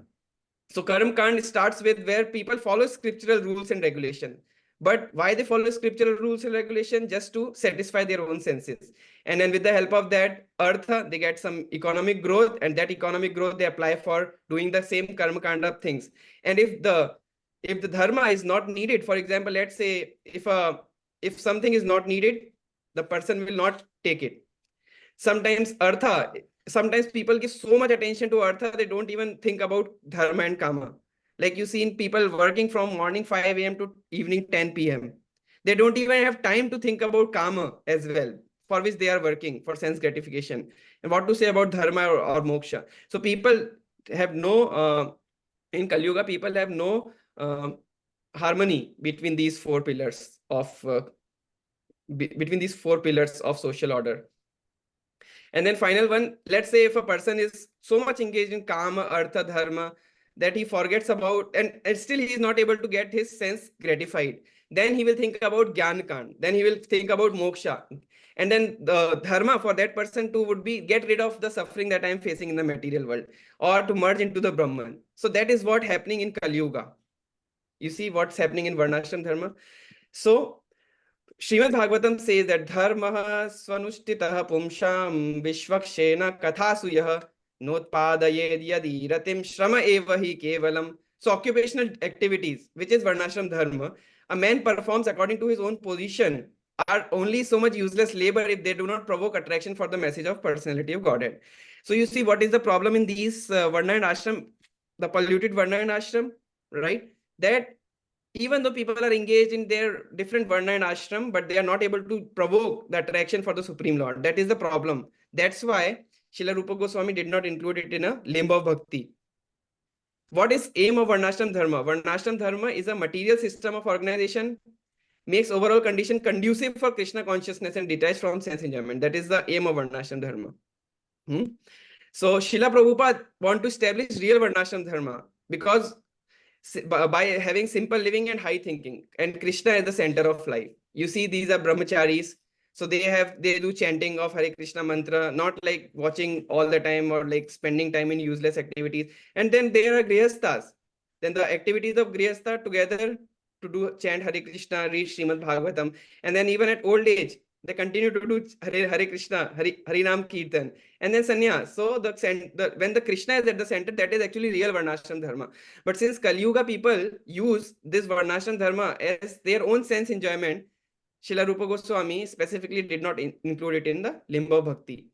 So now this is from Srila Prabhupada's purport. What is the purpose of following Varnashram Dharma? Prabhupada says some scholars argue that simply by following the principles of Varna and Ashram, one can gradually rise to the perfections reached by practicing devotional service, which is not true. That's why Srila Prabhupada was trying to point it out. So, here you can see that it is said by different scholars. So we will try to understand this on the basis of one analogy. So my analogy is, have you tried chanting 16 rounds in 2 hours or 3 hours or 4 hours? Have you tried that? Like not how Param Karuna Prabhu taught us. Like he taught us to chant nicely, slowly, not like that. I'm talking about a different analogy. So let me show you what analogy I'm talking about. The first one is morning chant. 16 rounds, we all have experienced. If we get up at 4 o'clock, do some nice worship of the Lord, do Mangal Aarti and chant, 16 rounds get over in around 2 hours. And when we do afternoon chant, do you know how many hours it takes? It takes around 3 hours. Why? Because then we are also watching TV, or we are scrolling phone, or someone is saying, can you do this? And we are saying, yeah, I can do it in the middle of the chanting, right? So that means it takes a little longer. And then, the 4 hours chanting, the chanting that starts at 10 p.m., that goes for 4 hours because we are sleeping while chanting. So let's try to understand on Varnashram Dharma on the basis of this analogy. So Prabhupada writes in one of the purport that spiritual activities performed early in the morning have a greater effect than in any other part of the day. If anyone asks you this question, Prabhu, my chanting is not going well, what should I do? One of the answers that we give is, Prabhu, you should get up early in the morning and chant, because that is the time of mode of goodness. So following Varnashram Dharma is like morning time. It is mode of goodness, but chanting is a limb of bhakti. So if I ask you, if a person is getting up in the morning, every day morning at 4 o'clock, but he's not chanting, would he get prema bhakti? No, right? He will not get prema bhakti, or he will not even progress in Krishna consciousness. What to say about getting anything? So if a person follows just Varnashram Dharma without keeping Krishna in the center, it will not help that person. So just like the time of day is not a limb of bhakti, similarly duties and ashram is itself are not a limb of bhakti. That is the analogy that we discuss here. So it is stated in verse 1 to 247 of Bhakti Rasamrita Sindhu that one should continue to perform the daily periodic varnashram activities. So it is not that we should not continue to live the varnashram dharma. One should continue to perform it, and until one becomes detached from enjoyment. And this enjoyment is from sense gratification. Like we saw in previous slide, for Varnashram Dharma. People were in some ashram and they were doing some activity just for their own sense gratification. But Prabhupada says, Srila Rupa Goswami says in this verse that one should still follow the Varnashram Dharma, the true Varnashram Dharma which Prabhupada wanted to establish, and develops faith in chanting and hearing about Krishna. And when one develops faith in chanting and hearing about Krishna, and due to which one gets detached from the enjoyment of his own senses, then he can think of leaving Varnashram Dharma. But in that particular point, person is not even doing Varnashram Dharma, even though he will be in Varnashram Dharma, but he would be actually doing the service of the Lord when he will actually develop attachment for the Lord. So now we will try to see so we were discussing Lord Chaitanya Mahaprabhu asked Ramananda Rai, and Ramananda Rai answered that follow Varnashram Dharma and you will get progress. So Lord Chaitanya Mahaprabhu answered that this is just external. You had better tell me some other means. So Lord Chaitanya Mahaprabhu says this is external. You tell me something else. So Srila Prabhupada writes, this is from teachings of Lord Chaitanya. Srila Prabhupada writes, by saying this, Lord want to reject Karma Mimamsa philosophy. Lord do not want to reject real Varnashram Dharma, but he want to reject Karma Mimamsa philosophy. So what is Karma Mimamsa philosophy? So every one of you work, right? So let's say if you go to work and you work for a month and you don't get a paycheck, can you do anything about it?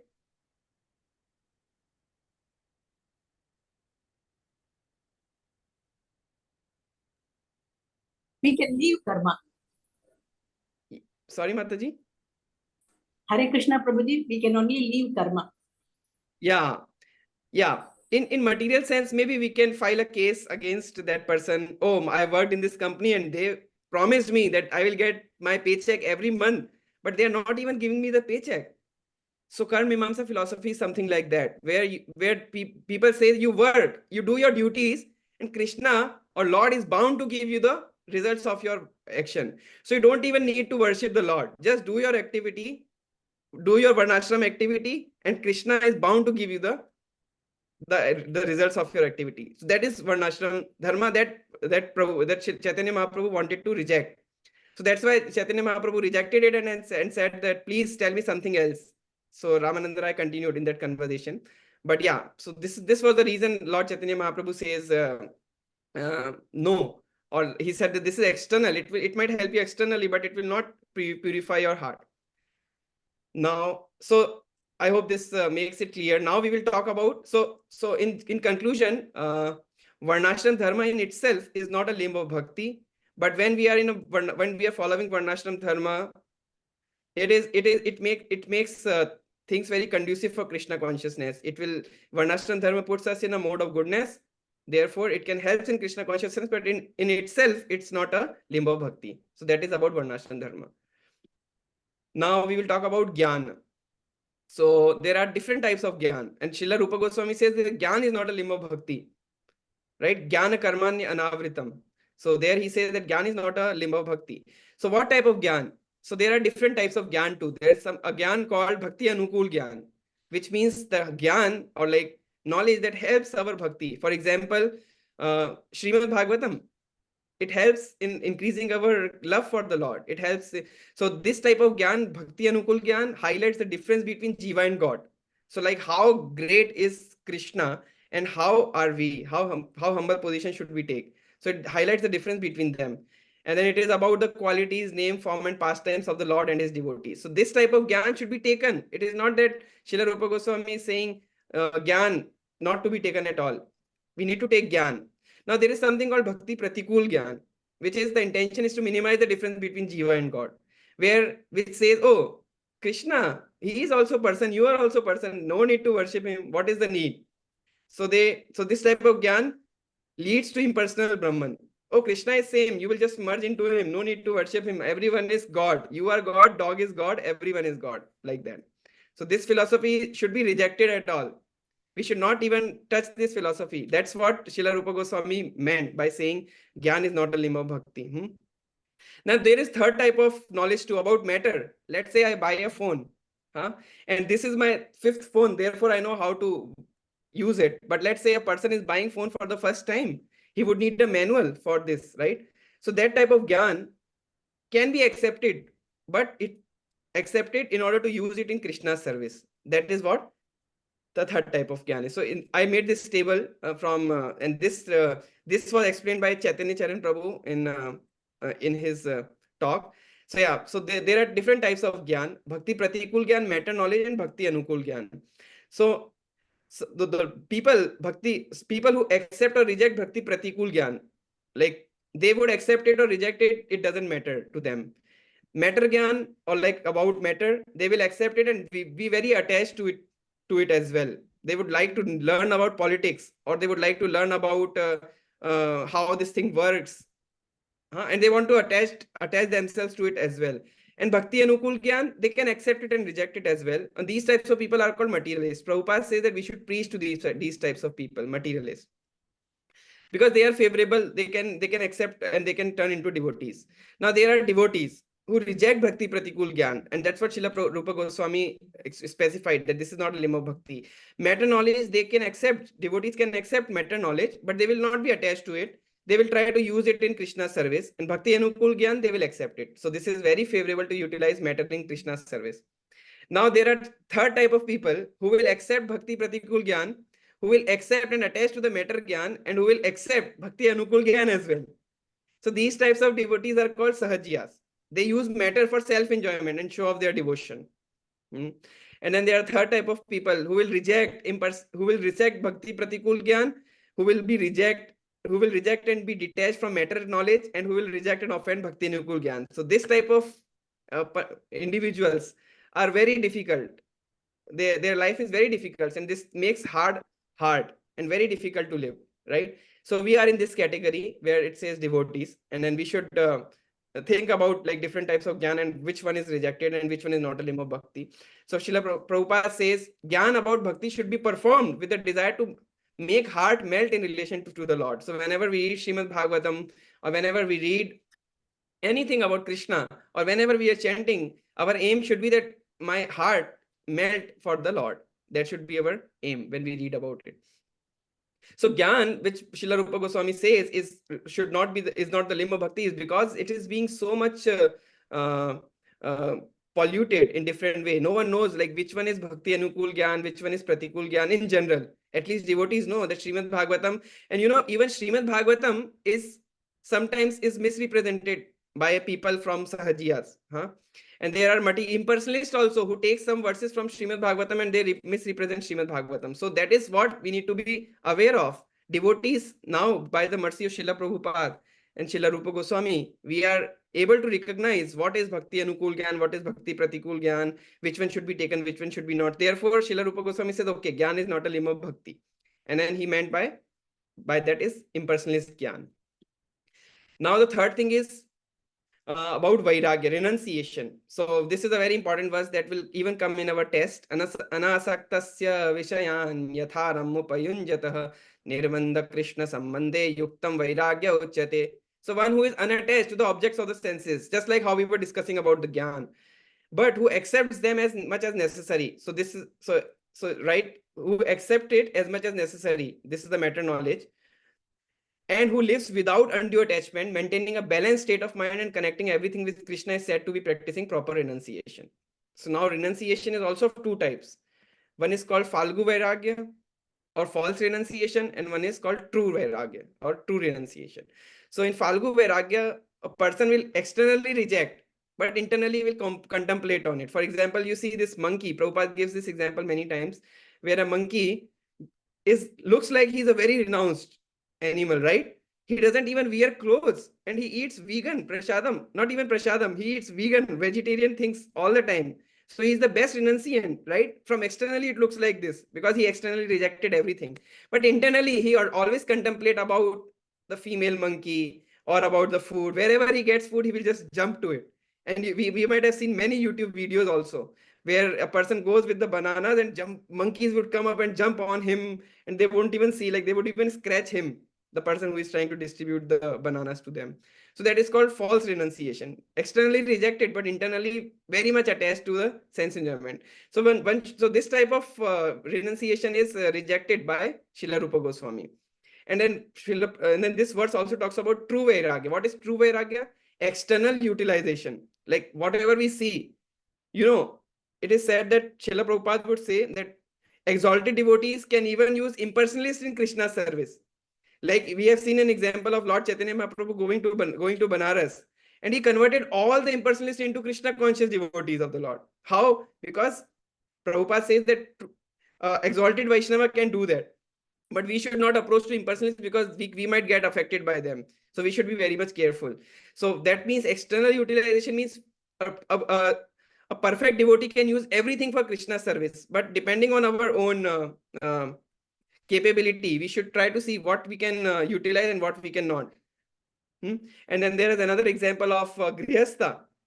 Impersonalists, they even reject their family members. They go to forest, but they will think about their family members in the forest.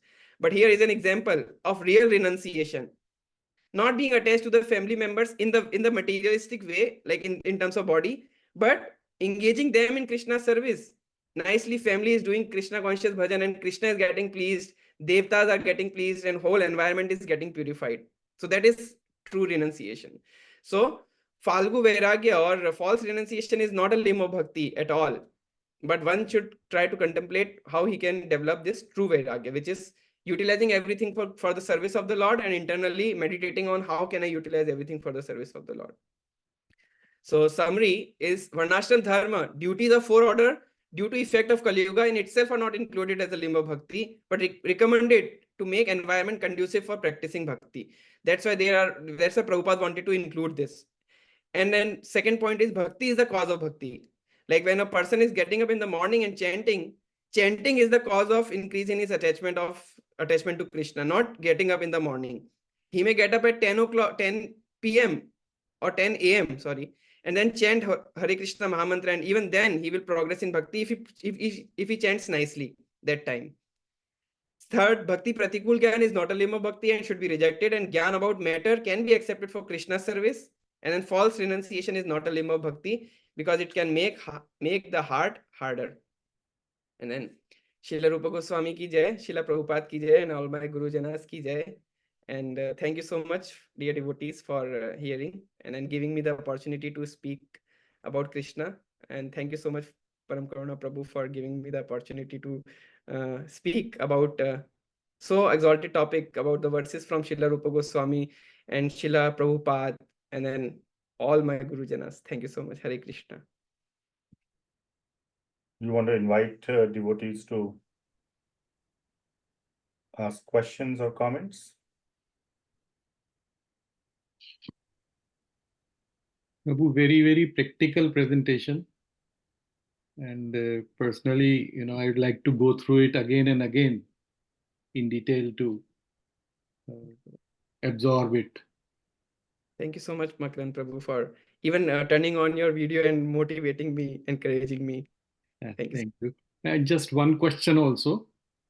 Simple question in my mind is, can you throw some light whether there is any difference between Vairagya and Tivra Vairagya? Sometimes we read this word, Tivra Vairagya and Vairagya also. So is there a quality difference between them, or it's just the same thing used in different way, that's all? So in terms of Sanskrit, it seems like Tivra Vairagya means even more. So how is this grading happening? Don't know. Sometimes I read Vairagya, sometimes Tivra Vairagya. Is it something like Sandra, concentrated Vairagya or something? Sandrananda Visheshatma. Yeah. Is it something like that, like a kind of hyperbole to Vairagya? Yeah, I'm not sure if Param Karuna Prabhu can help with that answer. I have not heard that word Tivra Vairagya. I have heard the word Tivra Bhakti.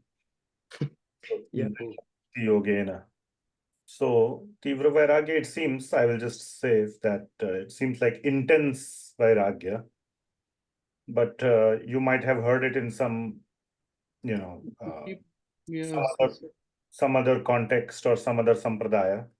But the focus in our Gaudiya Vaishnava Sampradaya is Yukta Vairagya, which is right here on this verse 255.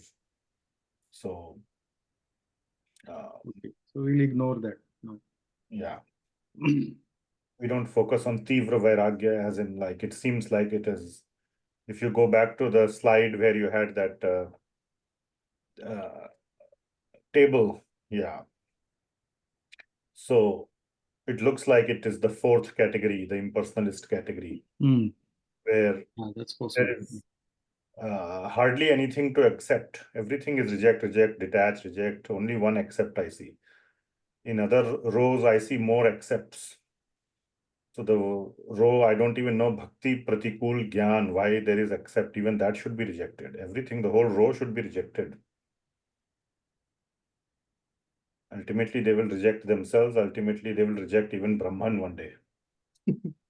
Everything will be rejected. Probably with the Tivra rejection would be reject even the first one. So, yeah, that's not coming from our Sampradaya. Right. Hare Krishna Prabhuji, your presentation has answered so many my small doubts, and it is very practical, as you said. Can it be recorded, Prabhuji? It is being recorded and it will be on the YouTube. Because here in India, what happens in majority, what he presented is only happening. Mm-hmm. In the name of Varnashrama Dharma. So I can very well explain them, at least to my people, not outside. Correct. Thank you, Prabhuji. Hare Krishna, Damodar Krishna Prabhu. Very wonderful presentation, Prabhu. It shows all your hard work and your in-depth understanding of the subject. And yeah, as devotees are saying, very practical. Thank you so much, Mataji, for the encouragement.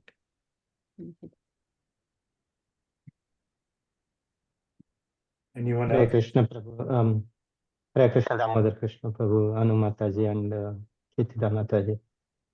Really nice presentations. All slides are so nice. And as a Prabhu said in the beginning, it's a refresher course. Just before the exam, it is very helpful. And especially Damodar Krishna Prabhu, this is something out of the limbs. As Makaran Prabhu said, very practical as well as is something we focus more on the limbs, at least myself, not on the what is not non-limb aspect of it. Thank you so much. Really appreciate that. Thank you. So much for the encouraging words. Thank you. Anyone else?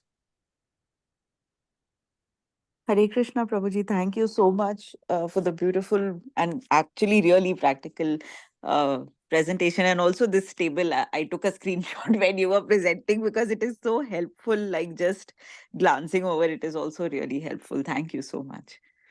Thank you so much, Shamlila Mataji. Thank you so much, Prabhuji. It is a very nice presentation and very helpful to, as all the devotees are saying.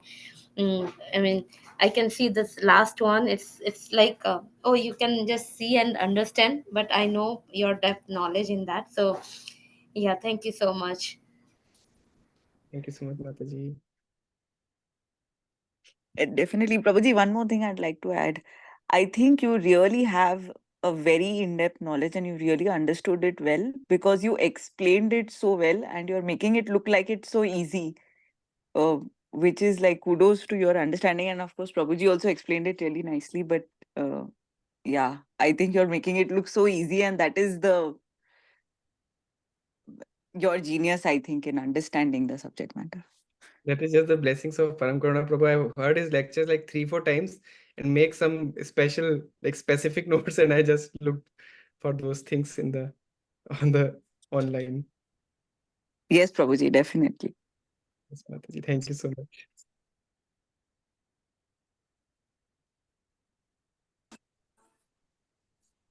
Hare Krishna Prabhuji, don't mistake me. Our Yes. current Param Karuna Prabhu it looks like diamond, it appears you have polished it. Just an For us, iron. Paramkarna Prabhu is uncomparable and I'm just an iron. Anyone I else? remember no, it's very explicit. What you have told is very much explicit. Thank you so much, Mataji. I remember one time, one devotee, same thing happened, and Srila Prabhupada was sitting in his room, and then I think Yamuna Mataji, she went to his room, and Srila Prabhupada looked at her like this, and then she said, "Srila Prabhupada, you look just like your Guru Maharaj." And Srila Prabhupada said, "Oh, he is a gold, I am just an iron." So, following that, I'm just like a servant of Param Karuna Prabhu here. Thank you. Very nice presentation, Prabhuji. Like other devotees have said, so you did a really wonderful job in bringing out the essence. So putting it in the slides like this Bhakti Anukul Gyan, Bhakti Pratigul, matter, and taken, rejected, accepted, as long as it can be used in Krishna's service, otherwise no. The whole presentation shows your clarity of thought, like Shamila Mataji said, and which I know, I mean, you have studied these topics for a long time, and you know, it's coming out, your understanding of the essence in these slides. Very nice presentation. So I wanted to ask one thing. So there are more limbs or non-limbs of bhakti, at least the one that I was bhakti executed on the dependence of wealth and followers. So you did not cover those in the presentation. Any, I mean, was it just to kind of fit into the time schedule, or? No, Prabhuji. I think, yeah. So basically, I thought that these three will also cover the like bhakti, those verses too. That's why. And earlier I thought that we only have to do 5 slides. So yesterday I increased the slide numbers like yesterday night. Yes. Okay. Okay. Very nice presentation. And yes, so bhakti executed on the dependence of wealth, followers, and other facilities is a very important non-limb of bhakti. And that's why Sri Rupa Goswami has kind of put it in a separate verse. So yes, you know, maybe you can add that to your presentation and at some other time share your, you know, views or perspective, your realizations, other things you have heard from other devotees with all of us in this very nice, succinct, and easy to understand way. So, you know, something to chew or churn going forward. But in, you know, very wonderful presentation and shows your clarity of thought and your assimilation of the knowledge. So those are clearly coming out in your presentation. Very nice. Excellent. Okay. Anyone else? Last minute comments, questions? Hare Krishna. Thank you so much for the wonderful lecture, Prabhuji, nice presentation. You covered a lot of points. I think I need to go back and look at the video recording once Paramatana Prabhu spoke. Thank you so much again. Thank you so much, Anumataji. Even your presentation was really nice. Thank you so much. Hare Krishna. Okay. Thank you. Thank you, everyone, for attending all these student presentations, giving a chance for those who opted to do the presentations to share their churning of the Bhakti Rasamrita Sindhu, meditating and contemplating on these topics and coming up with these very nice presentations. So we'll continue to do these going forward as part of the Bhakti Shastri. So, and also this is the last sort of official session for our first batch of Bhakti Shastri that will be completing with many devotees. And then the students who joined with the remaining part of the books, the remaining part of we will keep continuing, and the next we will Shastra that we will cover is Bhagavad Gita. So thank you so much. With that, we will close today's session. Srila Rupa Goswami Prabhupada ki jai. Jai. Jagat Guru Srila Jai. Prabhupada ki jai. Jai. Thank you so much. Hare Krishna. Hare Krishna. Hare Krishna. Hare Krishna. Thank you, Prabhuji. Thank you, Thank Mataji. you. Hare Krishna. Thank you, Thank you Prabhuji. for all the lovely presentations. Thank So you. much Prabhuji, confidence and depth knowledge. Thank you. Thank you. Prabhuji. Hare One Krishna minute. Prabhuji, thank you. Hare Krishna. Prabhuji. Hare Krishna.